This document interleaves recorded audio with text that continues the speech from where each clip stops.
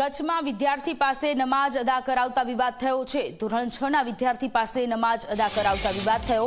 દેવ પર યક્ષ પ્રાથમિક શાળાની આ ઘટના છે। સમગ્ર ઘટનાને વિશ્વ હિન્દુ પરિષદે વખોડી। ઘટનાને પગલે નખત્રાણા પોલીસ શાળાએ પહોંચી જિલ્લા શિક્ષણાધિકારીએ તપાસના આદેશ આપ્યા।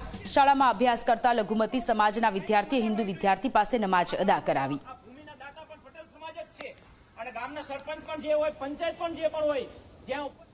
સ્કૂલની અંદર એક છઠ્ઠા ધોરણમાં અભ્યાસ કરતા 11 વર્ષના છોકરાઓ 8 છોકરાઓને કંઈક વિકૃત માનસિકતા ધરાવતા છોકરાઓએ વિધર્મીઓએ જબરદસ્તી એ લોકોને સ્કૂલના કમ્પાઉન્ડની અંદર નમાજ પઢવા માટે મજબૂર કર્યા। મજબૂર નહીં પણ નમાજ પઢાવી। જે છોકરાઓ વાલીઓને વાત કરતા સમગ્ર મામલો સ્પષ્ટતા થતા સ્કૂલના પ્રિન્સિપાલ અને નખત્રાણા પોલીસના પીએસઆઈ બગડિયા સ્ટાફ સાથે સૌએ મુલાકાત લીધી।